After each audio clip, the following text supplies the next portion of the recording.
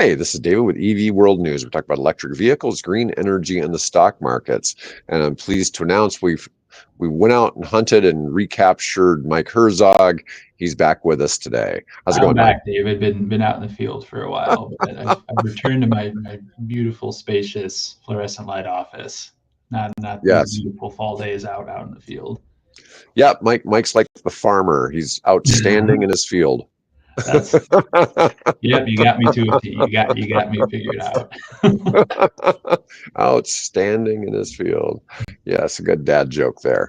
All right. So I got a few things today. I got a little bit about things going on with Tesla and the hurricanes, robotaxi, some Rivian news. Some people figured out how to soup up some Teslas. Some interesting guidance from the Department of Treasury and the IRS on clean vehicle recharging infrastructure and how that money gets doled out. Mm-hmm. I got something funny on the ethics ratings of different professions, which really isn't EV related, but I found it hilarious. And if we get to it, I got something just to, for all of you hydrogen lovers out there, we got something for the hydrogen people out there, but it's not good. So it never is. I swear. Oop, lost you there for a second. There he's back. Yeah. Oops. Yeah. Something kicked me out. Yeah. So there was the hydrogen haters probably DDoSed me there. So, or the hydrogen lovers maybe DDoSed me there. I don't know. It's not. We are very hydrogen neutral here at EV World. So we try to support it, but every time it's just. Wonder what's happening with that, huh? Yeah. It's not like EVs where there's bad news, but the bad news about EVs is typically like, a blip. It's like somebody trying to promote something that is an anomaly, and sales projections were slightly lower or not as fast gaining. It's just minor stuff, or hey, there was a recall on this one specific vehicle, but yeah.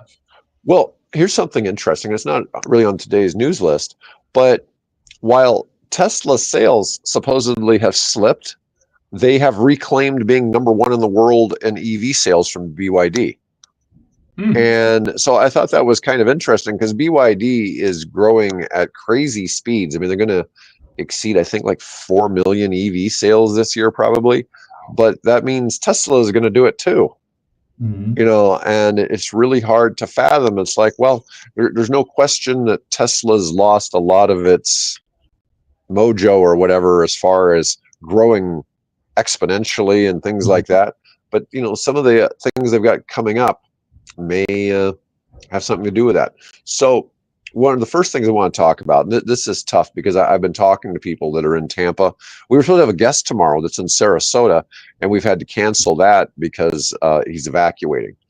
And so obviously, we want people to be safe for Hurricane Milton and all that. But Tesla is advising owners to fully charge their EVs at home before the hurricane arrives. So Tesla is planning on delivering mobile superchargers in the aftermath. So they're going to try to do their part to help with disaster recovery. I mean, you look at Elon's, been trying to supply Starlink receivers and stuff like that to people in the Carolinas and stuff like that. He's trying to do his part to be a good citizen. So they've instructed. It's new enough, like just a PSA, public service announcement on, hey, charge your vehicles before that, just like you would the long lines at the gas station. Everybody's filling their cars up with gas. Well, fill your tank up with electrons too while you're at it. I mean, I appreciate that notice. Like, good, yeah, go charge up, be ready to go, because who knows when power is going to come back. Their mobile superchargers are coming with something called a megapack.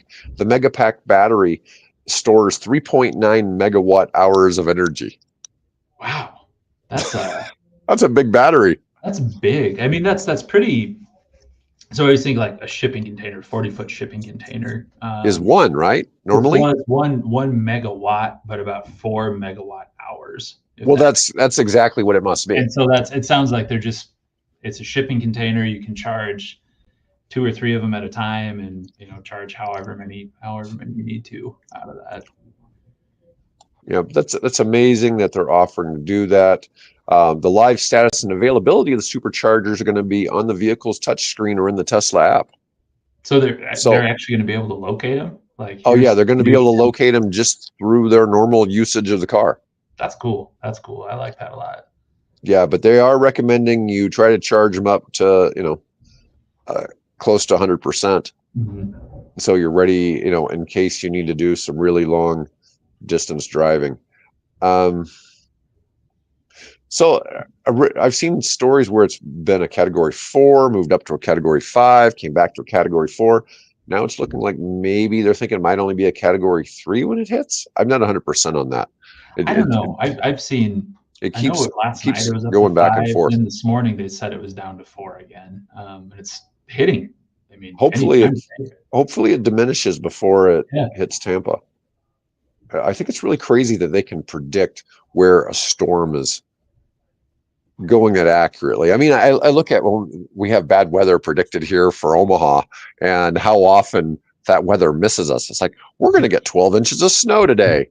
And it's like, we get none. Yeah, it's 20, we don't get any. Out. Yeah. Yeah. All right. Here's now I've got more Tesla news. So we're moving on from the hurricane.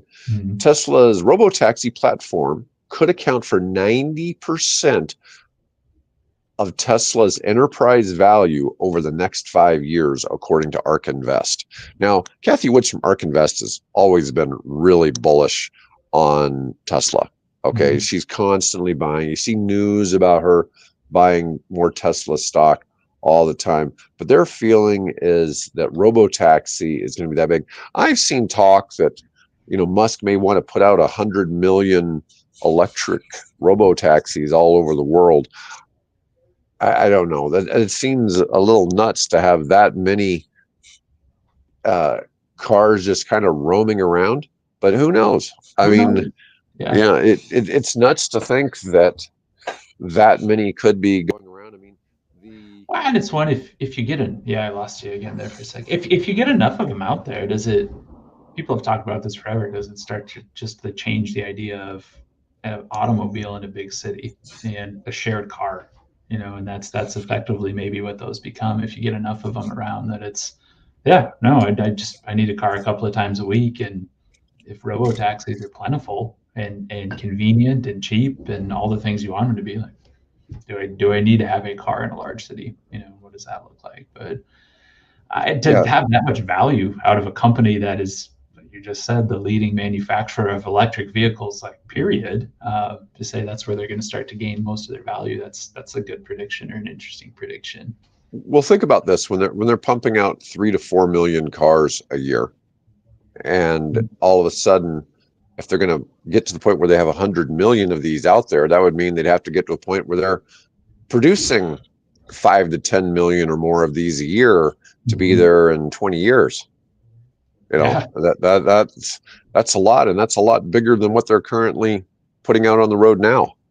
It's an interesting to see where all of that can go. I mean, one of the theories is right now, so the Tesla cars are these huge data collectors, and all of the Teslas that are out running around now are gathering data for robotaxi. So we'll see where that ends up. But I just thought that was something worth discussing a little bit. Valuable, to say the least, in today's world, and what that means. And just sitting out there and learning habits and driving and how all these things work. I mean, if you are building however many data points a day with those, there's a lot of value in that for Tesla, and I am sure they're collecting it, because why wouldn't you be collecting that? They absolutely are. We get your data when all of this is done. Like, of course they are, and hopefully they do something good with it. So next, we're going to talk a little bit about Rivian.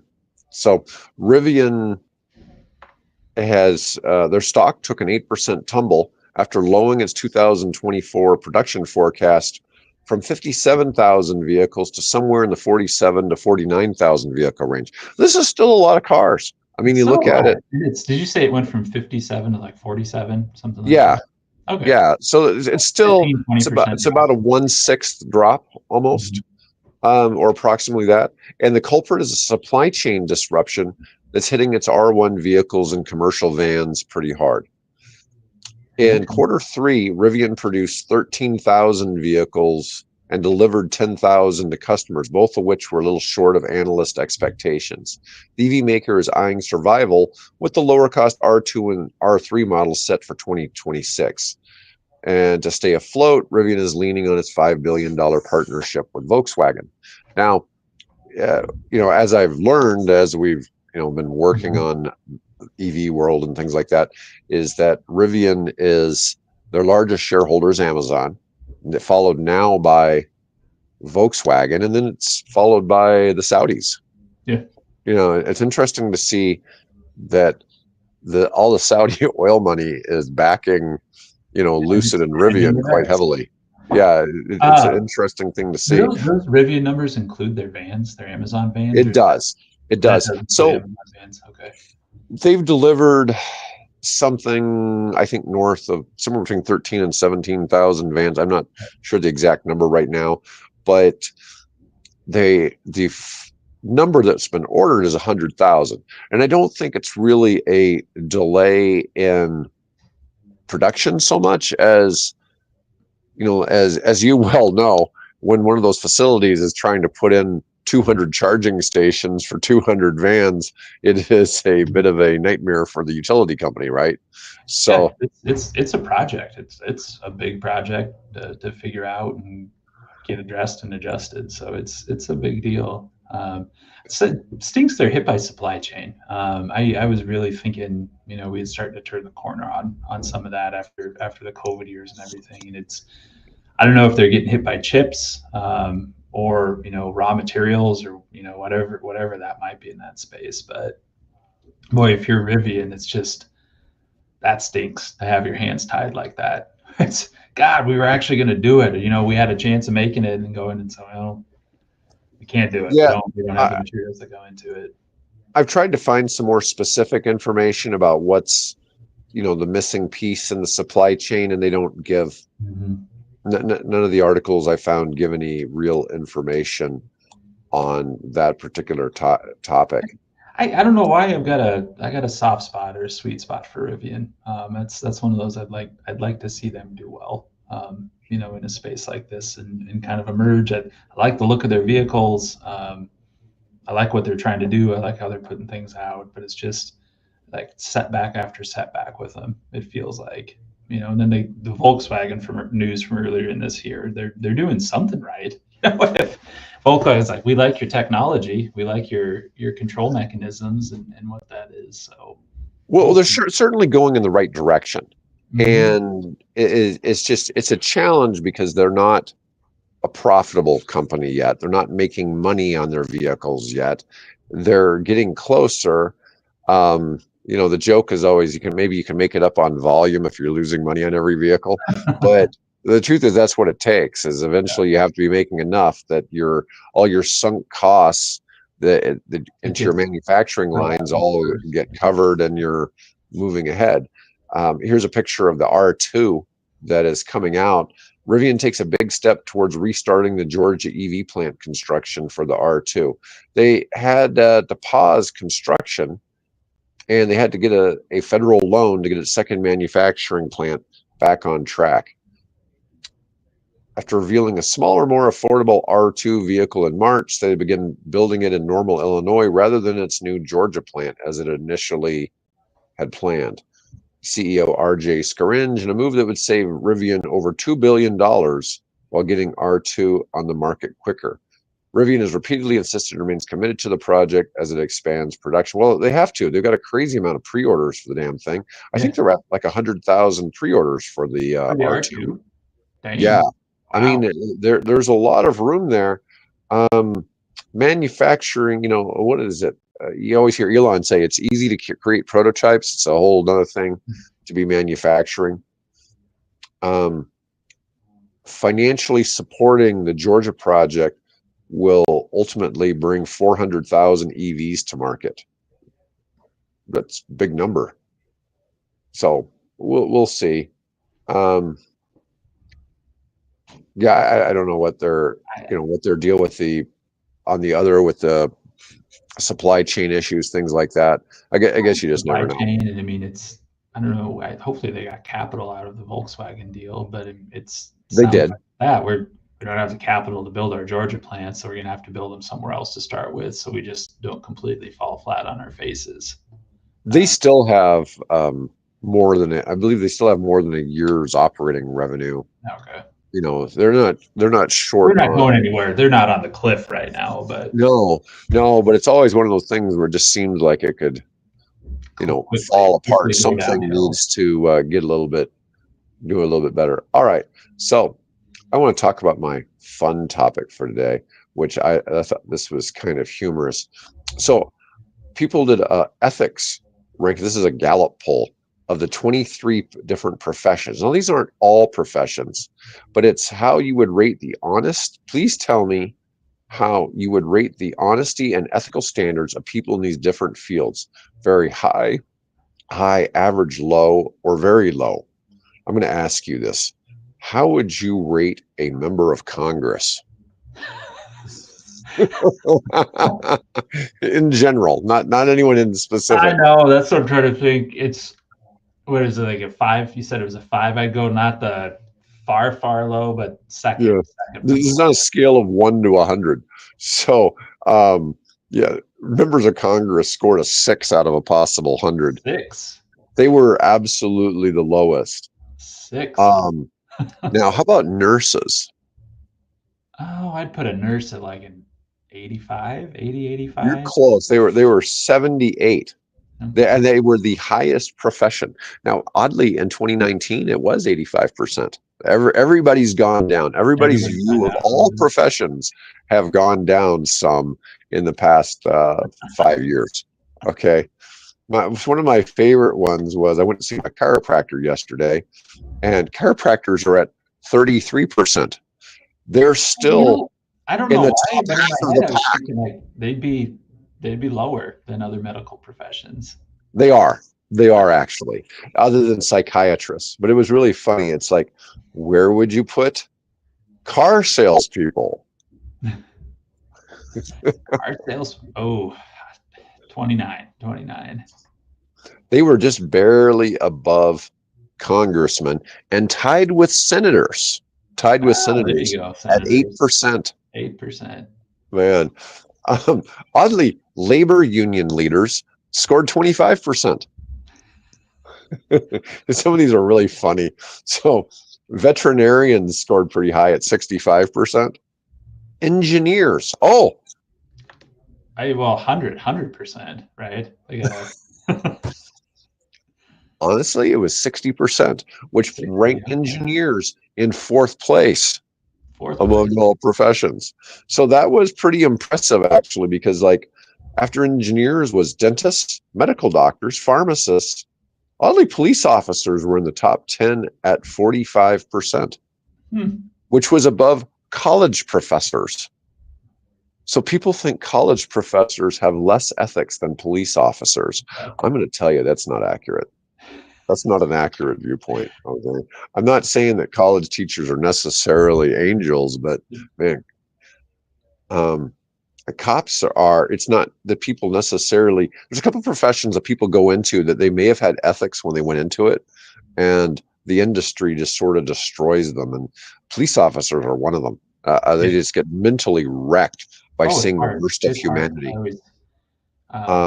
Stress. It's daily stress. I mean, I can see that for sure.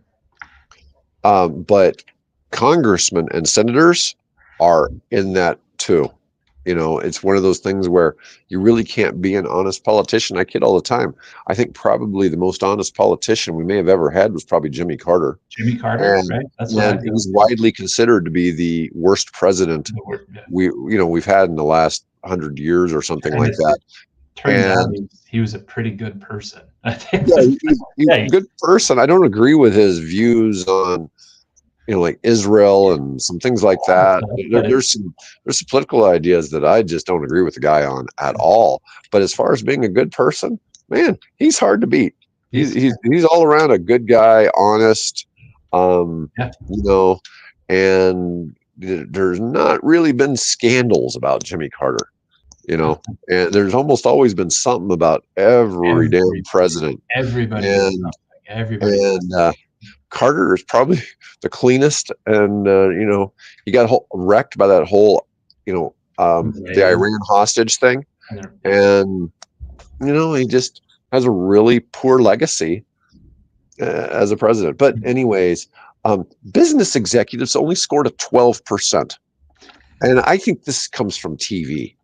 I don't know. Well, I only can think of like how many of these are influenced by characters on TV shows and what that means and what that looks like, or what media portrayals or anything like that. It just has to be. The only professions that were over 50% were medical or engineers. Woohoo! Other than that, everybody else just really suffered. And I just thought that was kind of a fun topic. It's just really different. It's really interesting to see how people perceive things. And I don't know what to make of that. All right. So let's talk about people are figuring out how to jailbreak a Tesla Model 3 to add 150 horsepower. And it's not that you can't get a lot of horsepower already, especially if you've got the tri-motor version or whatever the performance version. That's my like. I don't want to say why, because you can, or people want to try, and that's why. But at the end of the day, like, it's pretty quick car. Got a little bit of pickup there. It's pretty fast, powerful automobile. I mean, what else do you want it? You got to expect somebody to do it, right? Yeah. Let's see. While a tuning scene around EVs has existed for some time now, it's largely focused on suspension, braking, and aesthetic modifications. EVs are inherently tricky to modify, and due to several reasons. The first, that the extra power usually doesn't come at a huge cost to manufacturers. There are no emissions targets to meet, so it's not uncommon for OEMs to throw everything at the wall because horsepower sells. The only real way of increasing EV horsepower is to throw more current at the motors, and this can be risky and also quite possibly just fruitless in general, may not actually do anything. Components from wiring to inverters might not actually be able to handle the extra juice, and output is ultimately capped at what the inverters can handle. This is why horsepower upgrades for first generation Nissan Leafs involve swapping in the inverter from a second generation model. Interesting. I didn't know people were doing that either with the Leafs. I hadn't heard about that before. Yeah, but it makes it's like with anything else. I mean, it's a designed process. There's going to be a limiting factor somewhere. So even if you can get in the software, you can get in the firmware, and say, okay, ramp it up. There's going to be a choke point, somewhere down the line in a system, and what can you actually get out of it? I don't mind people messing around and jailbreaking an iPhone, or whatever in there, but boy, I don't think I'd do anything to void my warranty on a vehicle, or something that's going to kill me, if I get it wrong. Yeah, I'm sure these people know what they're doing. So there's this company called Enginex. It's a Quebec-based EV recycler parts company, and also they're in the tuning cars. In between breaking down salvaged EVs for parts and swapping Chevy Bolt powertrains into airport tugs, the firm cranks out a line of impressive plug-and-play piggyback controllers for Tesla Model 3 and Y vehicles that promise meaningful horsepower gains and a whole bunch of other perks. I don't know what the other perks could be.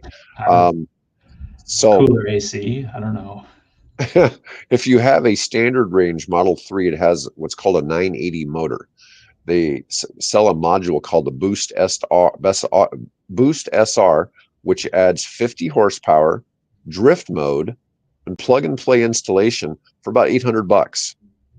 You'd need the motor installed from the factory to make this work. That's a pretty strong value proposition. Let's see. It's got a couple of other possibilities. They have a similar deal if you have a 60.5 kilowatt hour lithium iron phosphate battery pack in the Model 3 Standard Range Plus with the 980 or 4DI or 4D1 motor. It's also an $800 Boost product. Doesn't add any body features like heated rear seat controls, but it offers 50 extra horsepower, regenerative braking control, drift mode, and the ability to hard reset the car. So yeah, for dual motor owners, Cool. Yeah, that's for I dual don't. motor owners, there's $1,000 Boost 50. It's not compatible with the 4680 battery pack or Tesla's own acceleration boost, but it adds 50 to a Model 3 dual motor long range or Model Y dual motor long range. Let's see where it gets to the 150 horsepower, though. That's what everybody really wants to know about. With the Boost 50, the dual motor goes 0 to 60 in 4.22. Oh, let's see.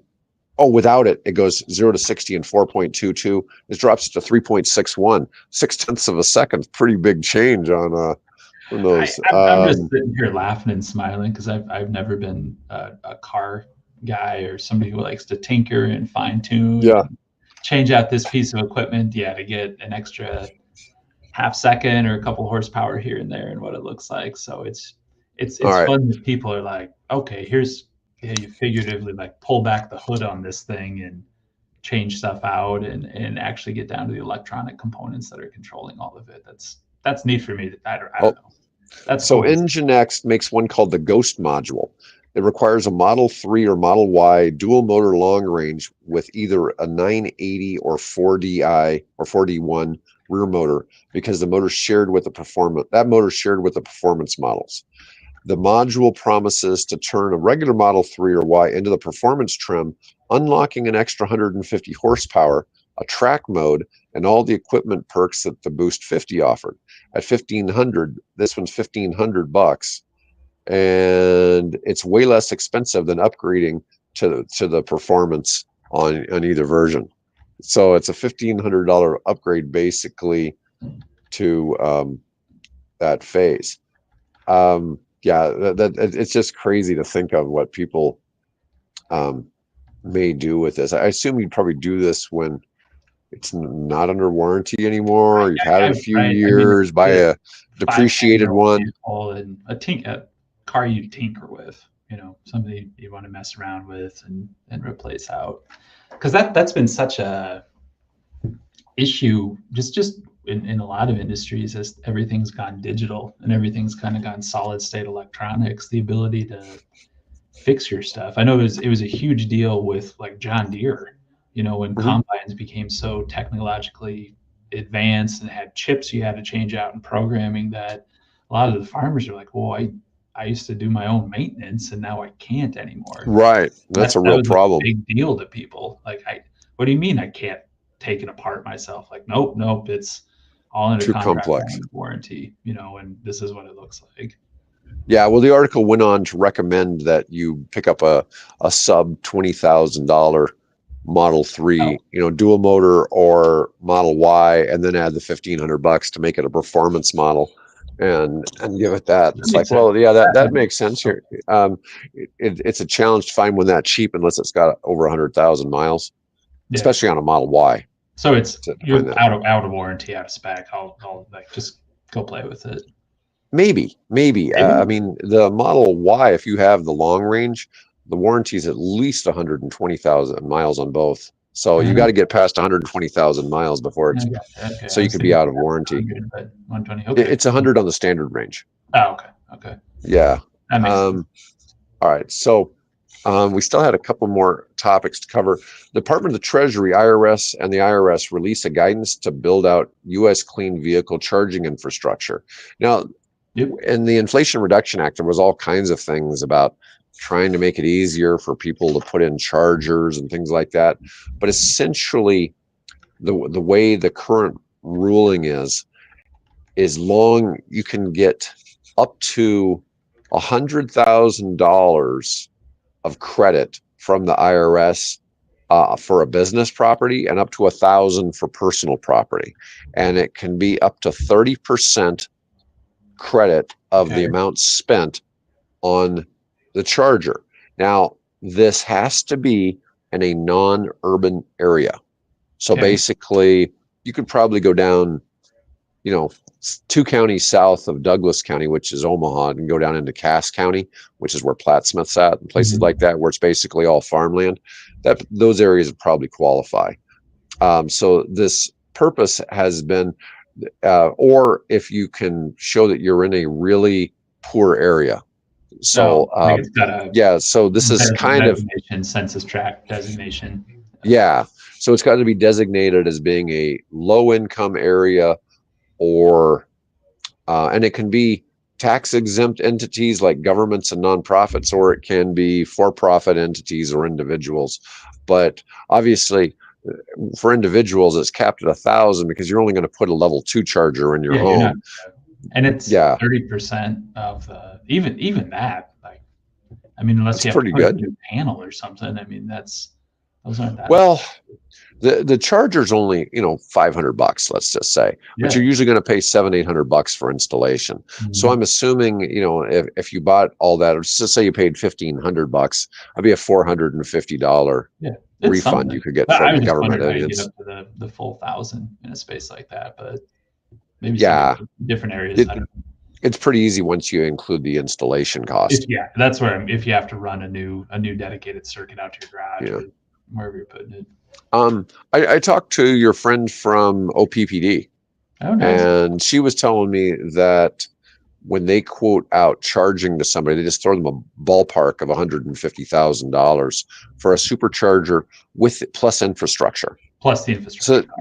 So that's one of the big things is, while the charging stations themselves are less than $100,000, man, you got to pay monopoly prices to get the utility company, and they don't allow you to have anybody else come and do that. It's not like you can just go hire your own electrician or whatever, because they have to do transformer work on their lines and stuff like that. It's sophisticated work.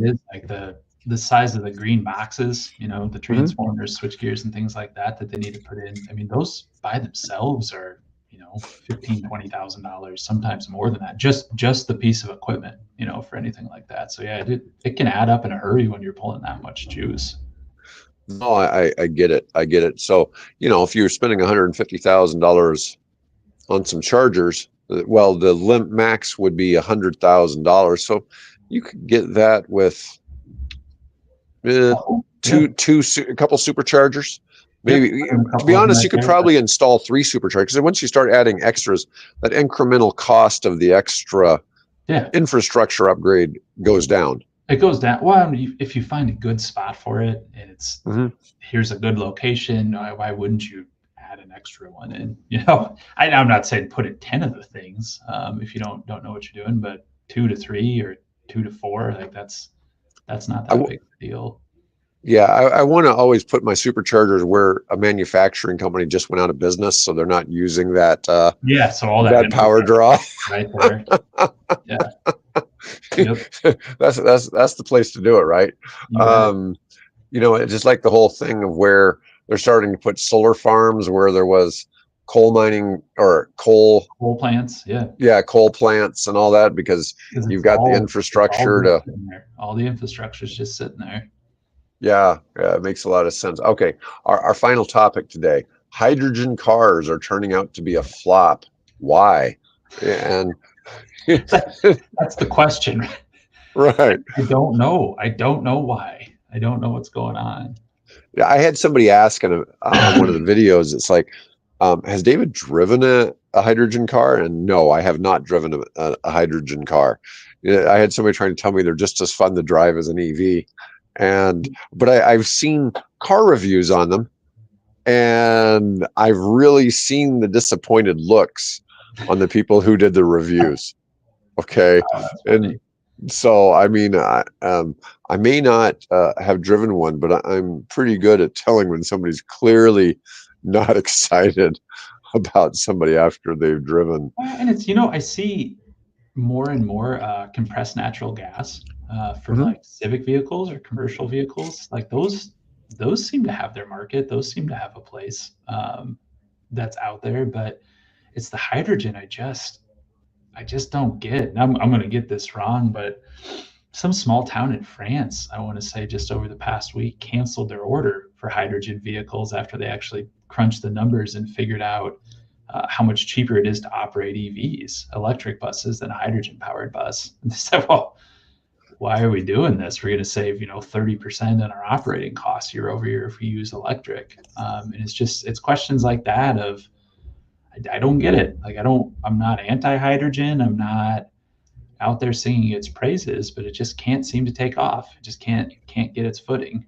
We don't have any bias against hydrogen. Okay. It's just, most hydrogen is dirty hydrogen for starters, because it comes out as part of the LNG, the process of making LNG, right? Mm-hmm. And so it's part of the oil and gas industry. There are other ways to make it. You can do electrolysis, I think is what it's called, where you split water and you get hydrogen byproduct out of it, which is, I think it's pretty energy intensive. It is.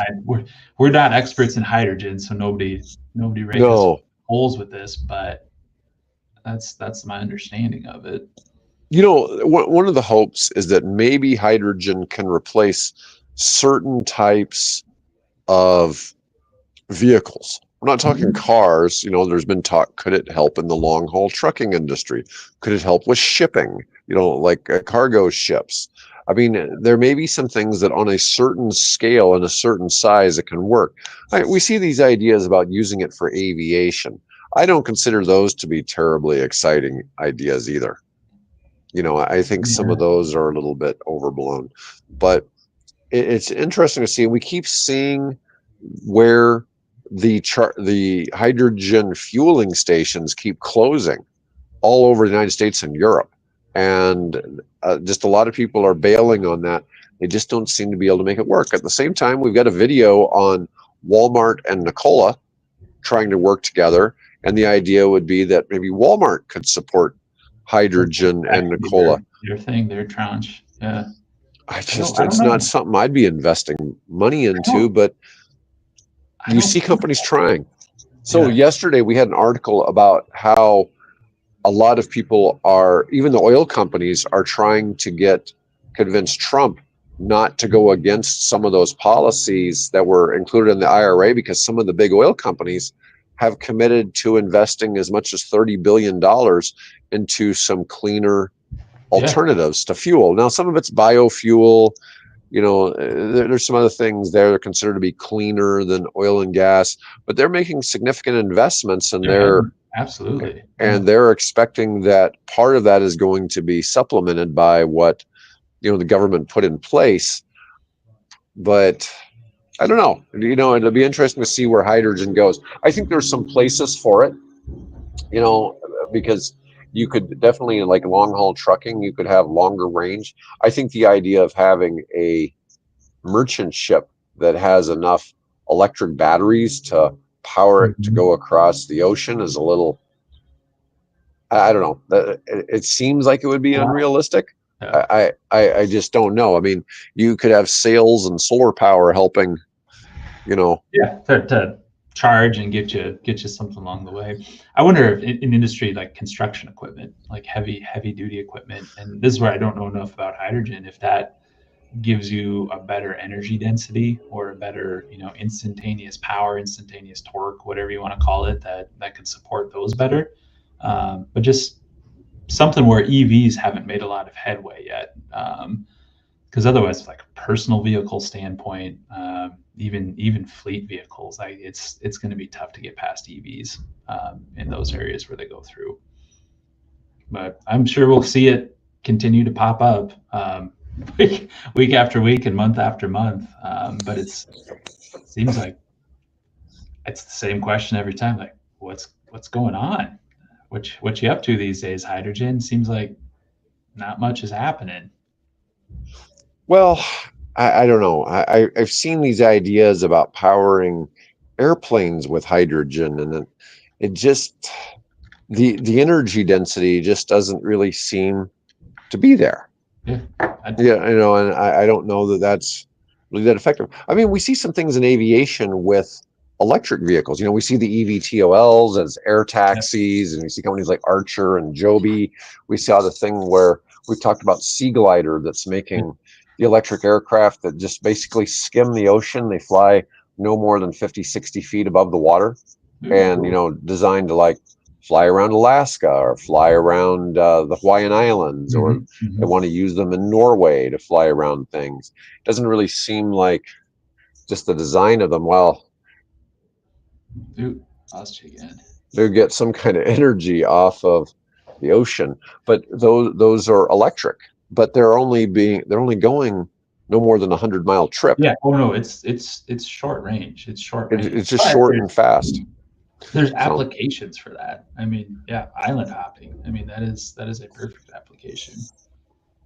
So, anyways, Mike, that was all I really had for today, and I think we covered quite a host of topics. I want to thank people for being on today. Pretty good crowd today as usual. And I will be back with Bill tomorrow and back with Mike on Wednesday of next week. I'll be there next week.